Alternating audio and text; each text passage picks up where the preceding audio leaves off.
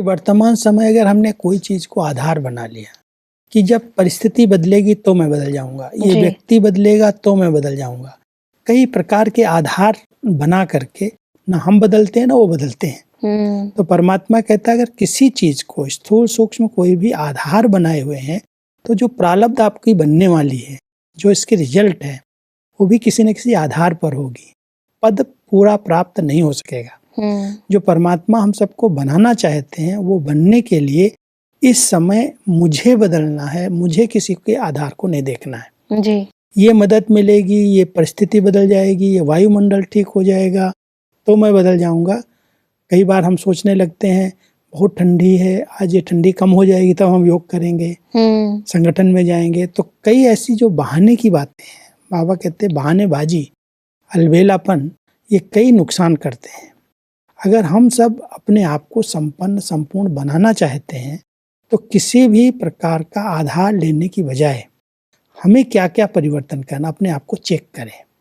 हमारे संस्कार कैसे हैं, हमारा स्वभाव कैसा है, हमारी आदतें कैसी बनी हुई हैं, उनको गहराई से चेक करें। और जहाँ जहाँ भी दिखाई देता है अभी भी ये कमी है, ये कमजोरी है, ये संस्कार कभी भी इमर्ज होता है तो उसको हम बहुत दृढ़ता के साथ प्रतिज्ञा करके परिवर्तन कर लें, दूसरों को आधार न बनाए तो हमारी प्रारब्ध ऊंची हो जाएगी। जी। तो प्रारब्ध ऊंची बनाने के लिए परमात्मा हम सबको ये शिक्षा दे रहे हैं, किसी चीज को आधार नहीं बनाओ। बिल्कुल। क्योंकि कई बार परमात्मा हम सबको बहुत ऊंचा सम्मान देते हैं। जी। उस सम्मान की स्मृति में न रहने के कारण, जैसे परमात्मा कह रहे हैं आप बच्चे विश्व के आधार मूर्त हो, सारी दुनिया का आधार आपके ऊपर है। जो कर्म आप करेंगे, जैसी वृत्तियां आपकी होंगी, ऐसे आपको सब फॉलो करेंगे। जी।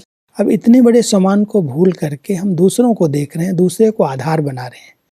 तो परमात्मा हम सबको कहते हैं उस ऊंचे सम्मान में रहो, उस ऊंची स्थिति में रहो तो अपने आप ये सब बातें परिवर्तन हो जाएंगी। लेकिन अगर किसी भी आधार को बना लिया तो आधार खिसकेगा तो आपकी स्थिति भी बिगड़ जाएगी। जी। अगर स्थिति को ऊंचा बनाना है तो एक बाबा को ही देखो। परमात्मा के माँ वाक्य हैं सी फादर फॉलो फादर। किसी भी व्यक्ति को अगर आधार बनाया, किसी को देख करके पुरुषार्थ करे हो, तो जब उसकी स्थिति नीचे ऊपर होगी तो आप भी नीचे ऊपर हो जाएंगे। इसलिए अपने आप को देखो, अपने मस्ती में रहो और अपना गहरा पुरुषार्थ करो तो आप भी संपन्नता को प्राप्त कर सकते हो।